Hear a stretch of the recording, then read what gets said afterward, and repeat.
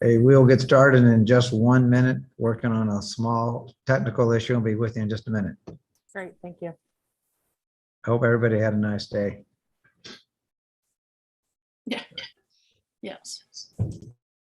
Yes. I like that sign behind you, Sue. Thank you. I actually sat out on the deck today in the sun. It was 50 something degrees, but it was pretty. It's 51 here. Hey, Put some heat with it. and I'm going to call the meeting to order. Welcome to the January 24th Board of Aldermen meeting. We're now called to order. I would ask everyone to join in the Pledge of Allegiance. I pledge allegiance to the flag of the United States of America and To the republic. which it stands, one nation, under God, indivisible, with liberty and justice for all. Thanks very much. And now I would ask the city clerk to call roll for attendance.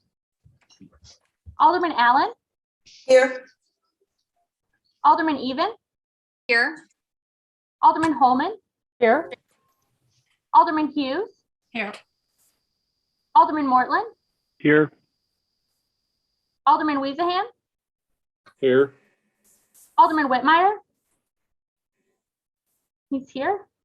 And Alderman Perot, I don't show him on at this point. I will note for the record if he joins us at that time.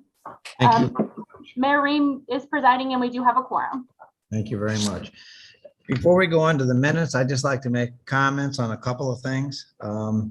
First thing I wanted to say is that I know we're all very saddened when we lost such a fine young man, Mr. Ben Polson, the firefighter who was killed recently, going into a vacant building that was on fire to see if there was anybody else in that building.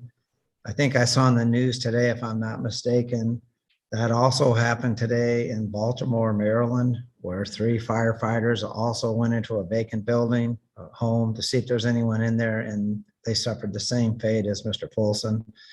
I just think that these are exceptional people who, most of us, if we're in a building that's on fire, our instinct is let's leave.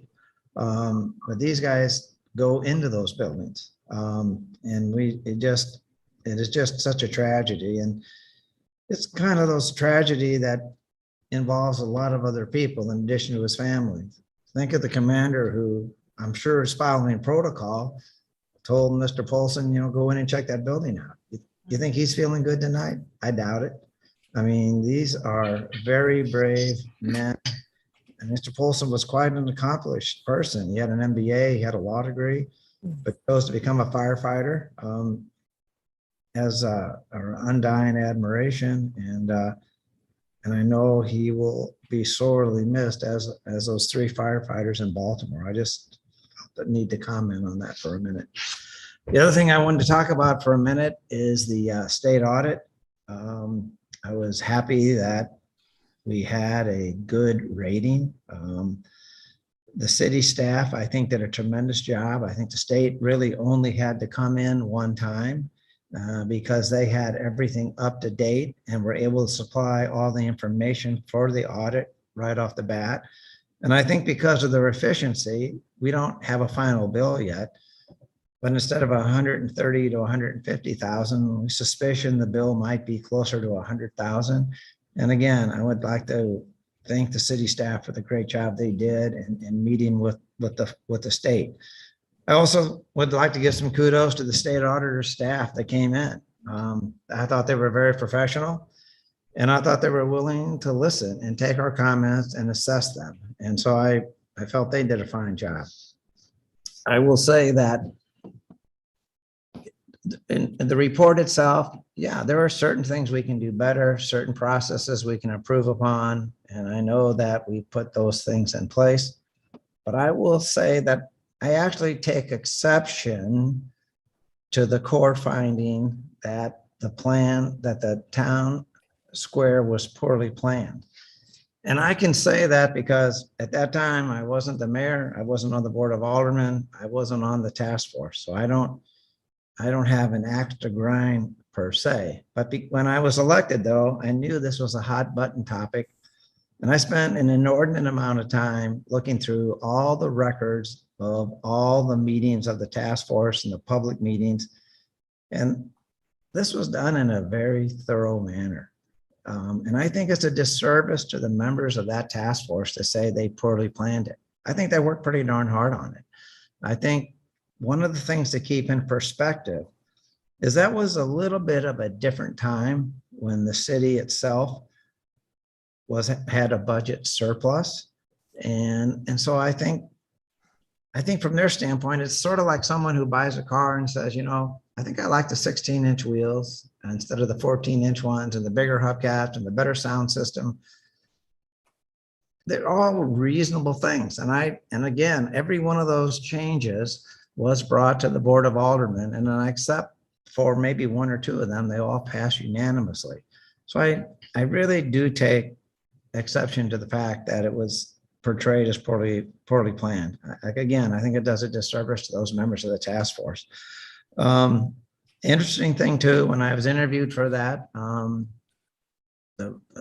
Mr. Davis said to me that, hey, I'm used to doing these in cities where they're poor or fair ratings, and we got a good rating. And when the state was here, we did ask, how often does a city get an excellent rating? And the answer was never. So by definition, the highest we could get was good. So, and we did. So I just want to, again, congratulate the city staff. They did a great job. I think the citizens of Town and Country can be reassured that they have a competent city staff doing a good job. And now it's behind us and time to move forward. Next, I would just like to seek a motion and a second to approve the minutes from the January 10th meeting. So moved.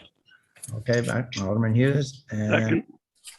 second by Alderman Mortland. Any discussion or amendment to the minutes? All in favor, say aye. Aye. Aye. Okay, that passes unanimously. Thank you. I will ask the city clerk if there is any citizens that wish to speak to the board.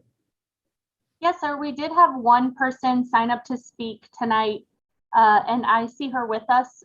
So Mrs. Babick, you will have 3 minutes to address the board.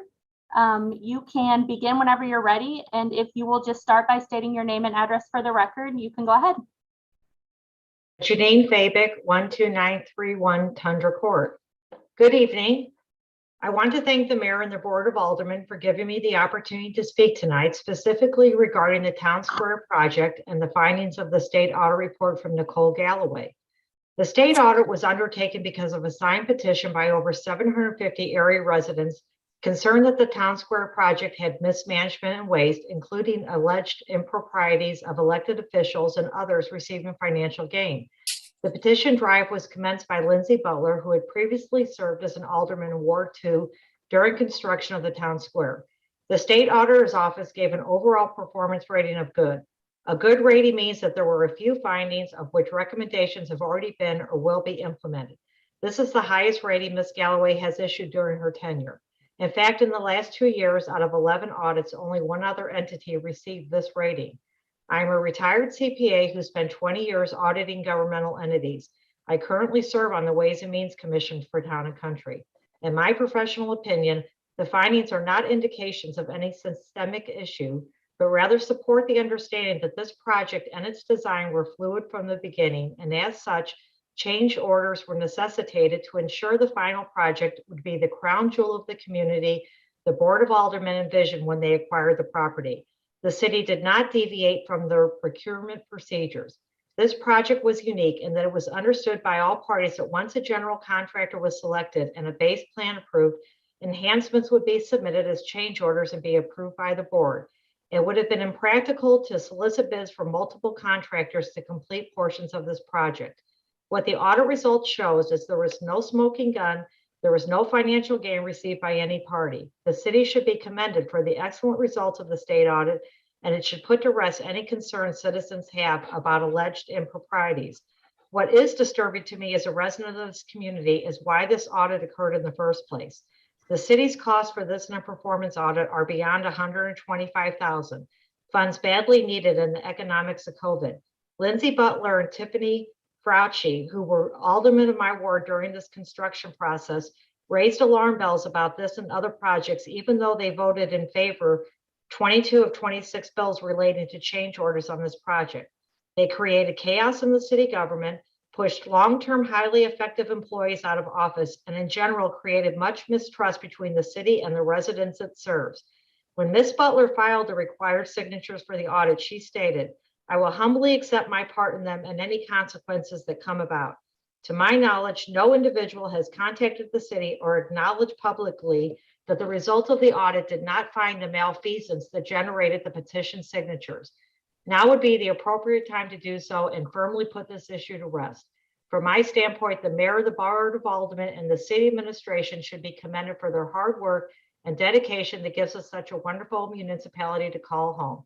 Respectfully submitted, Janine Fabic. Thank you for your comments. Thank you.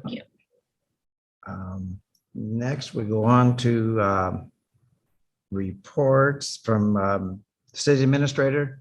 Mr. Sheldon, do you have a report?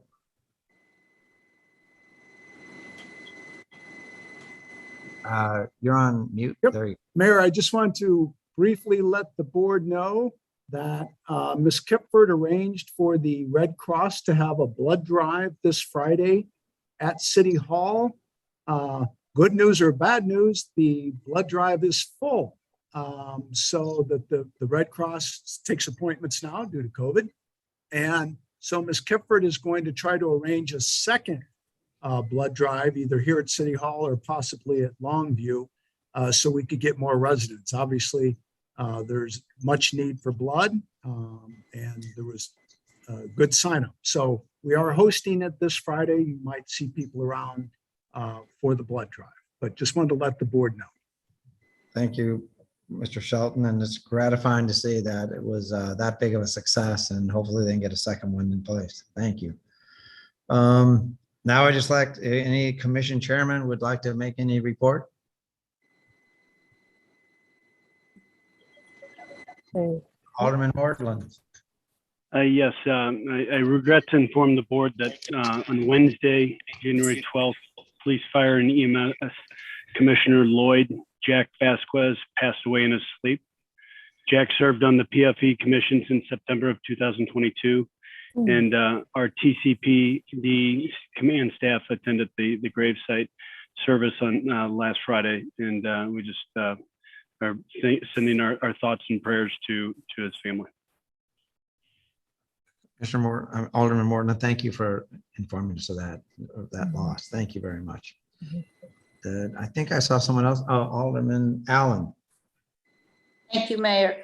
The Veterans and First Responders Task Force met last Tuesday. We picked SWT, which is the firm that is working with our Drace Park project. So we picked SWT as our design team.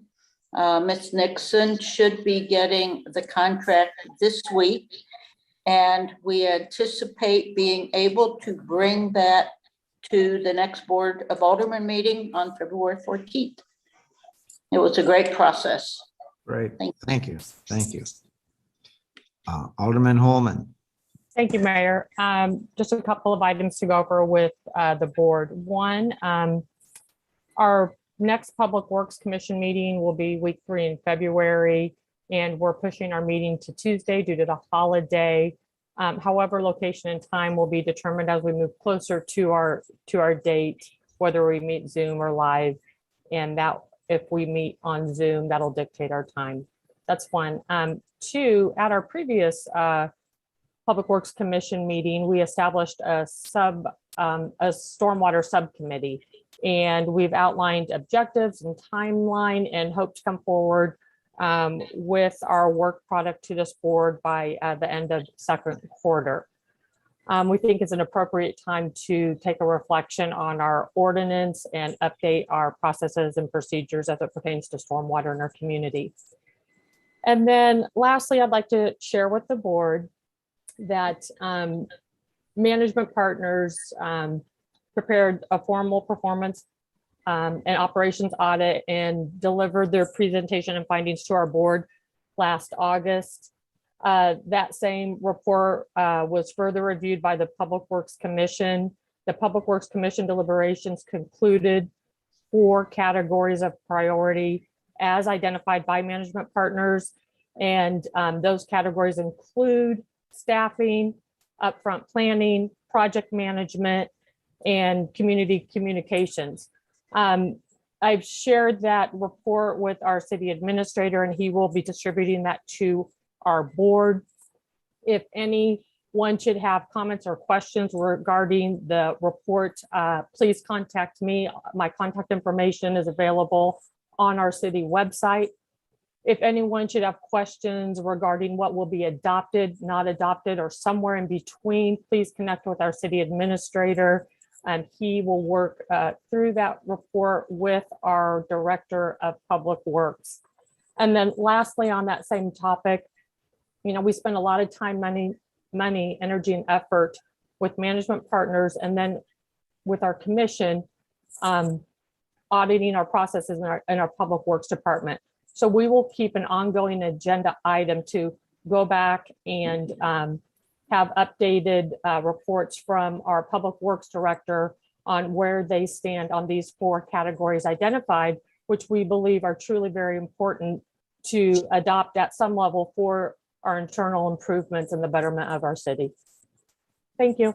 Thank you. I would just comment on community communication. Anybody figures that one out, let me know.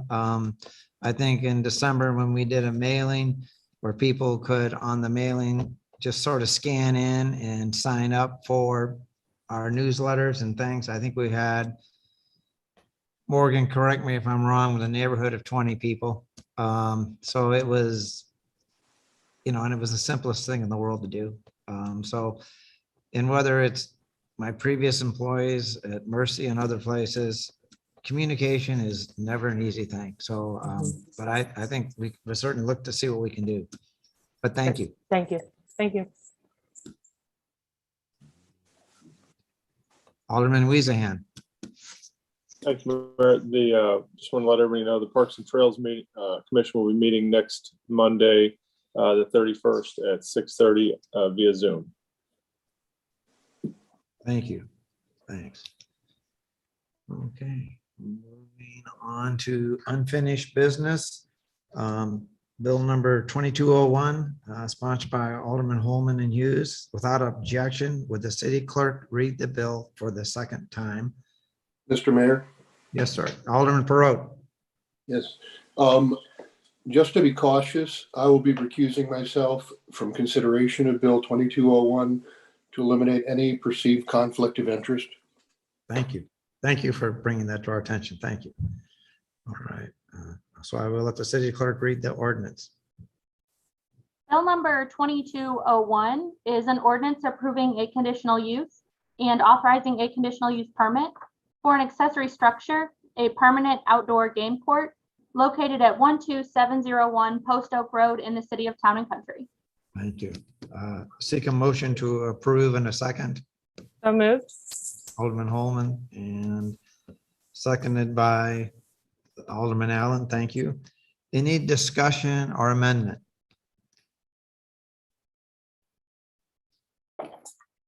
Alderman Whitmire.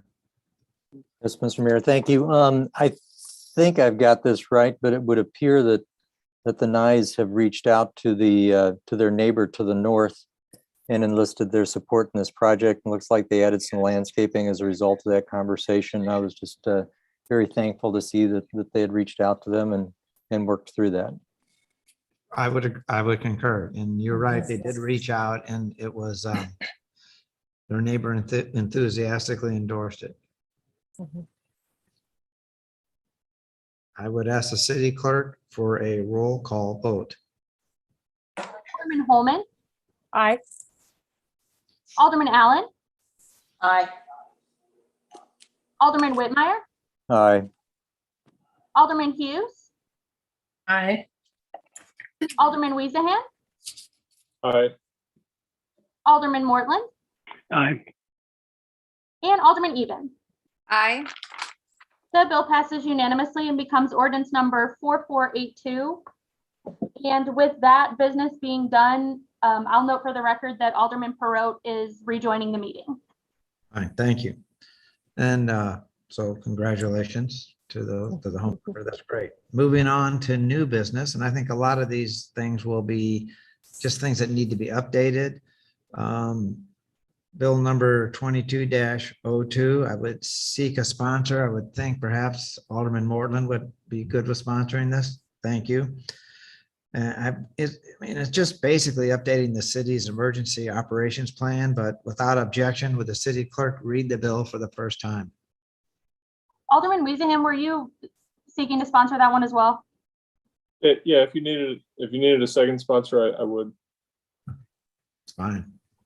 Bill number 2202 is an ordinance amending Title II, Public Health, Safety, and Welfare of the Municipal Code of the City of Town and Country, specifically by the amendment of Chapter 230, Local Emergency Management in its entirety. Thank you. Then bill number 22-02 is continued to the meeting of Monday, February 14th, 2022 for the second reading and consideration.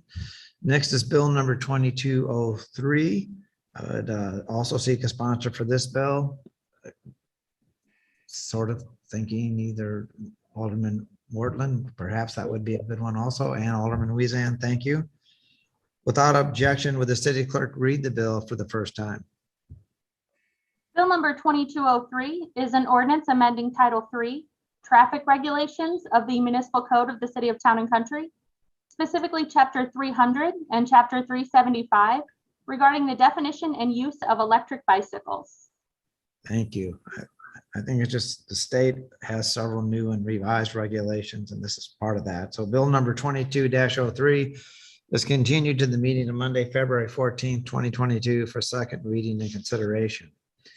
Next is approval of a purchase order to Landmark Dodge for two 2022 Dodge Durango patrol vehicles, the amount of $71,086.68. I seek a motion and second to approve. So moved by Alderman Mortland, seconded by Alderman Allen. Any discussion? And I know that the chief is here if needed. Alderman Mortland. So just one note is the expenditures for these vehicles. We're having to order them a lot earlier just because of supply chain issues and everything else. So to get everybody aware of that, it's in the budget too. Right. Thank you. Alderman Whitmire. If I may, Mayor, just ask the chief to tell us once again how we know that this is the best price for these vehicles. I know we've heard this story before, but we probably have some new citizens listening for the first time. Thank you, Alderman Whitmire. It's always a pleasure, sir. Dodge Durangos are the cheap of the three patrol-style vehicles that are on the Missouri State contract. You have the Tahoes, you have the Explorers, and you have the Durangos. The Durangos are the cheapest of the three. As we learned last year, we bought our first Dodge Durango in 2021 as kind of a test program to see how the functionality and the mechanics and the overall operational aspects of the vehicle would be. Overwhelmingly, the patrol officers like the Durango. They actually say it's more roomier than the Explorers. Obviously, it's less expensive. And then the Tahoes now have presented a problem for us, the newer model Tahoes, the 2022 Tahoes, because of the body style, the increase in size, both height and width, is now issues for us for transfer of equipment. And we're no longer able to put light bars on top of the Tahoe, the new Tahoes, because we then cannot get into the parking garages on North Outer Ford. Interesting. Thanks, Thank you, Chief. Mayor. Thank you, Mayor. All right. All in favor, say aye. Aye. Aye. Aye. Any opposed? The motion carries. Next, bill number 22-04. I will seek a sponsor for the bill. Alderman Even and Alderman Weezan, thank you. And I would, without objection, would the city clerk read the bill for the first time, please? Bill number 2204 is an ordinance approving a record plat and trust indenture for Greystone Manor subdivision in the city of Town and Country, and authorizing the record plat to be recorded in the office of the Recorder of Deeds of St. Louis County. Bill number 2204 is continued to the meeting of Monday, February 14th, 2022 for the second reading and consideration. Next, bill number 22-05. I will seek a sponsor or sponsors for the bill. Alderman Holman, Alderman Allen. Without objection, would the city clerk read the bill for the first time? Bill number 2205 is an ordinance approving a beautification grant allocation for Fairfield subdivision. Thank you. And bill number 2205 is continued to the meeting of Monday, February 14th, Valentine's Day, 2022 for the second reading and consideration. Moving on, approval of solid waste licenses for American Eagle Waste, Gateway Disposal, Republic Services, and Waste Management. I'd prefer we take them all as one unless someone objects to that. I seek, Well, in the past, we've done this as a board as a whole, Mayor. right, perfect. Yeah, okay. That would be fine. And any discussion? All in favor, say aye. Aye. Aye. Any opposed? The motion carries unanimously. Bill number 2206. I would seek a sponsor for this bill. Alderman Allen, thank you. And without objection, would the city clerk read the bill for the first time? Bill number 2206 is an ordinance authorizing the city administrator to execute an agreement with Clifton Larson Allen for audit services for fiscal years ending 2021 through 2025, and amending the 2022 budget by increasing a general fund expenditure account and appropriating funds to cover the increase. Thank you. This bill number 22-02 is continued to the meeting of Monday, February 14th, 2022 for the second reading and consideration. Mayor, if I may. Yeah, certainly, Alderman Whitmire, please. Thank you. So I have the utmost respect for Clifton Larson Allen, but noticed that Showalter and Jabouri apparently no bid this contract, and I just wanted to confirm that that's accurate. I will They did not defer reply to to the our request. CFO for that. That is correct. They chose not to bid this time around. As a matter of fact, we were to have a 3-year contract with them, but the third year, which would have been 2021, they wanted a substantial increase above what the contract was for. And that was the reason that we did the RFP in the first place. Okay, Thank you. thank you. All right, great, thank you. Bill number 22-07, seek a sponsor for the bill. Alderman Holman, Alderman Hughes, Alderman Weezan, thank you. Without objection, would the city clerk read the bill for the first time? Bill number 2207 is an ordinance accepting the bid and authorizing an agreement with T Hill Construction for the Laurel Lake Estates Pond Stormwater Project, and amending the 2022 budget by increasing a Parks and Stormwater Fund expenditure account and appropriating funds to cover the increase. Bill number 2207 is continued to the meeting of Monday, February 14, 2022 for the second reading and consideration. Next is the warrant list. The warrant list this month is in the amount of $553,979.57. Seek a motion to approve in a second. So moved. Thank you, Second. Alderman, and thank you, Alderman Holman. Any discussion or amendment? All in favor? Say aye. Aye. Any opposed? Motion carries. I don't really have anything else that I wanted to talk about tonight, but I open it up to any of the aldermen who have any topics they would like to bring up to the group.